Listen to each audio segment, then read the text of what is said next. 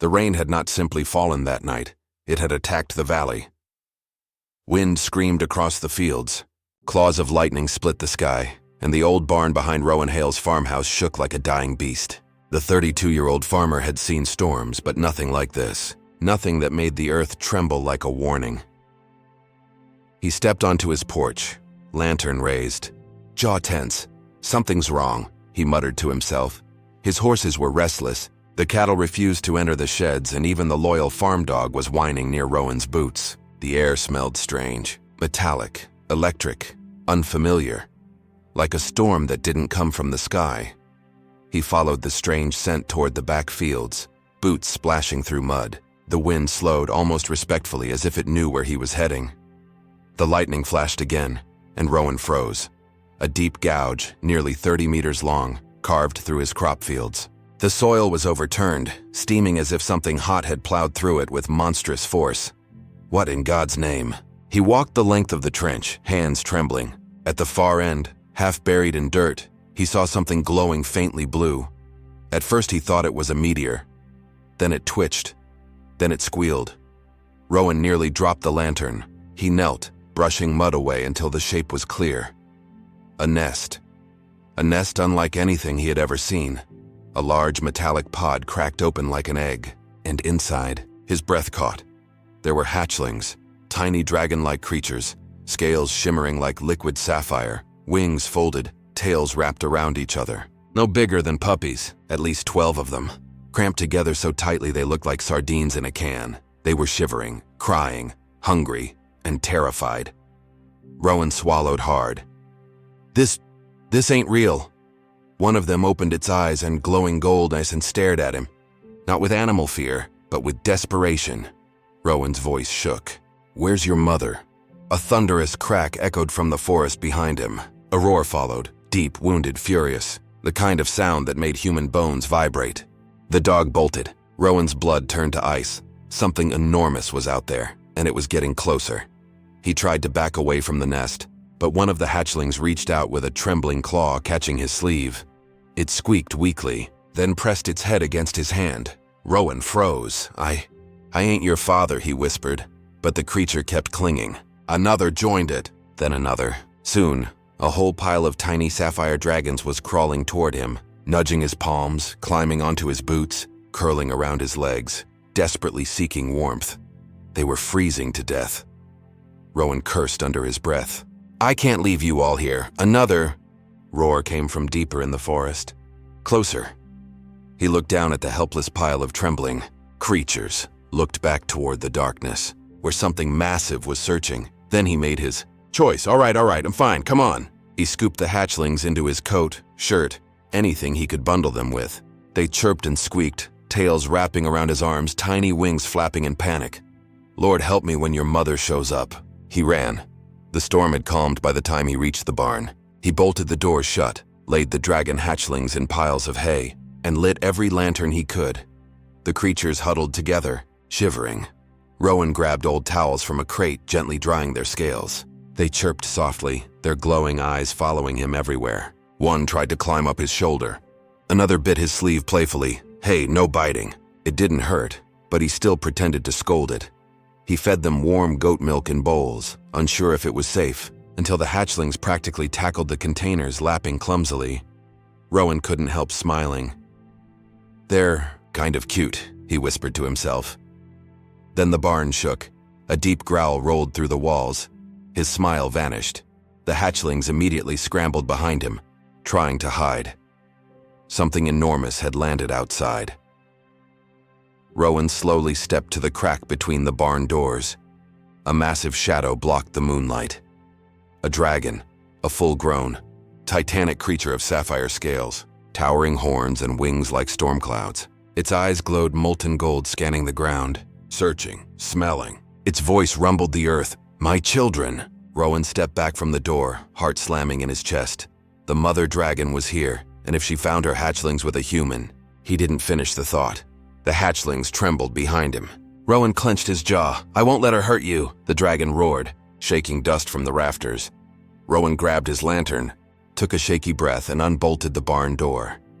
The moment it creaked open, A massive snout pushed through, sniffing aggressively. Steam curled from the dragon's nostrils. Rowan stepped forward anyway.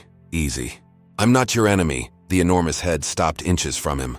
A glowing golden eye stared into his soul. You smell of my offspring, the dragon growled, voice ancient and furious. Human farmer. Where are they? Rowan pointed behind him. They crashed into my field. They were freezing. I helped them. That's all. The dragon inhaled deeply, scenting the truth. Then it lowered its head to the ground. You saved what was left of my brood. Her voice cracked painfully. The storm separated us. I lost so many. Rowan felt a strange ache for her. This beast, this terrifying creature, was a grieving mother. He walked back to the hatchlings. Come on. Your mom's here. Slowly, the tiny dragons peeked out and chirped. The mother dragon's eyes softened. She let out a low humming sound, heartbreaking and beautiful. Then the hatchlings rushed to her, all except one, the smallest, the runt. It limped toward Rowan instead, curling against his boot and chirping softly. The mother dragon tilted her head. He chooses you. Rowan blinked. Me? No, I'm a farmer. I grow wheat. I mend fences. I'm not raising a dragon. The mother's voice rumbled. Little ones choose their bond. He sees your heart. He trusts you. Rowan looked down at the tiny sapphire dragon clinging to him. It stared up at him with big golden eyes. You're making this really hard, you know that? The mother dragon lowered her head again. You have saved what even my own kind could not.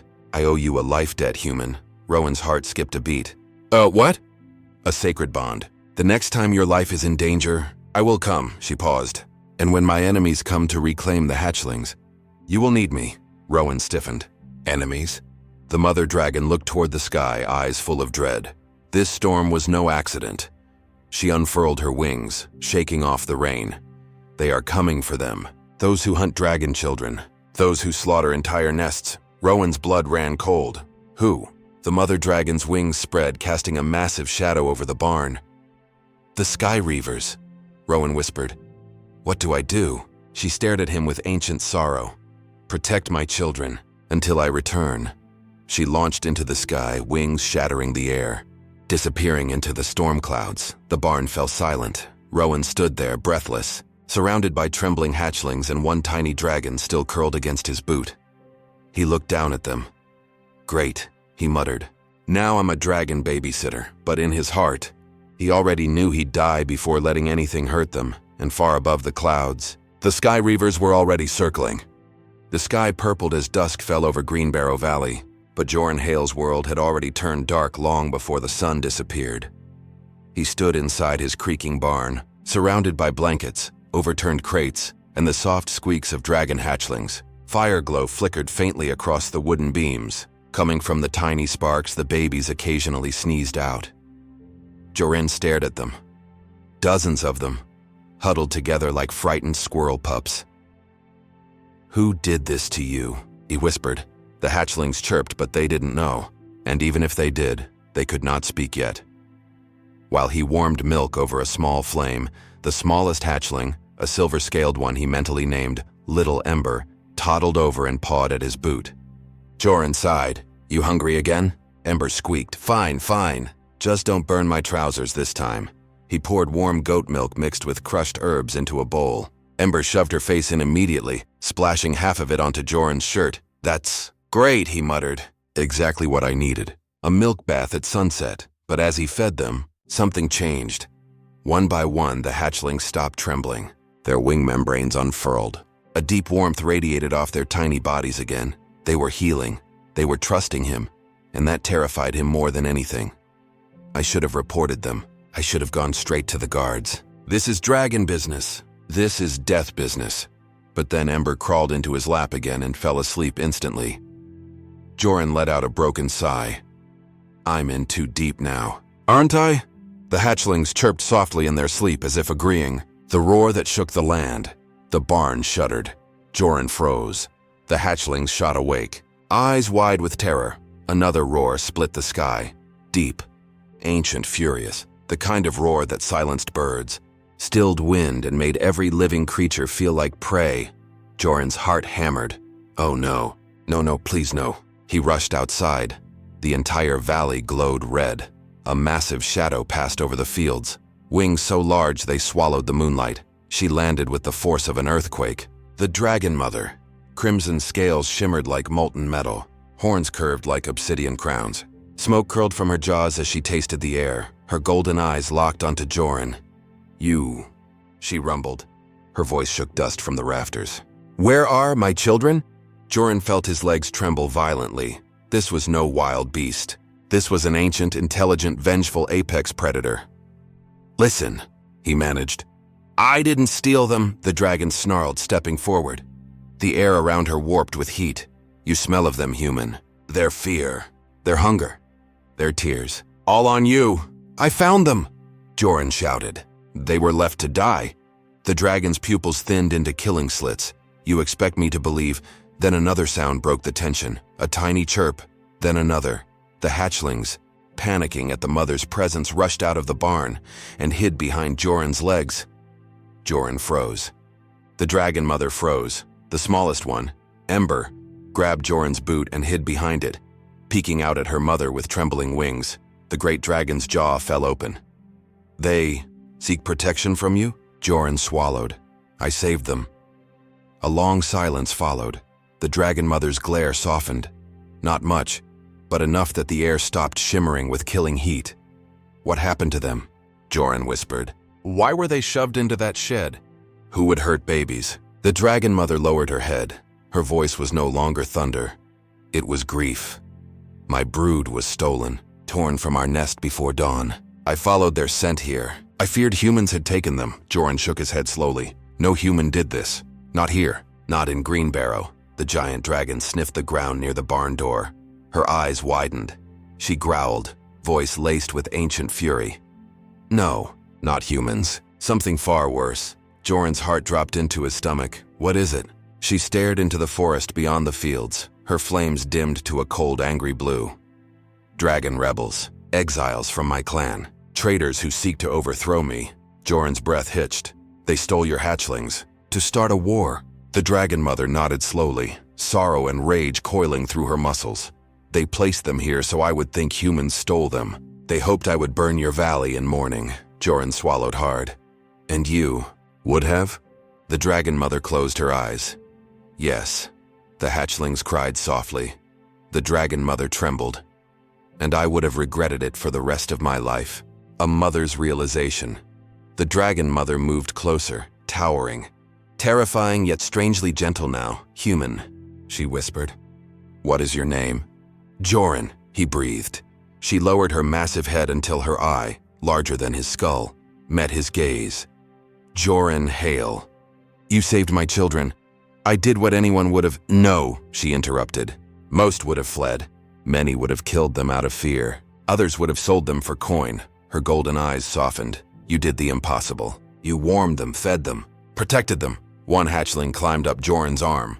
Another curled on his foot. A third hid under his shirt. The dragon mother exhaled shakily. "They have imprinted on you." Joren stiffened. "I didn't mean for that to happen.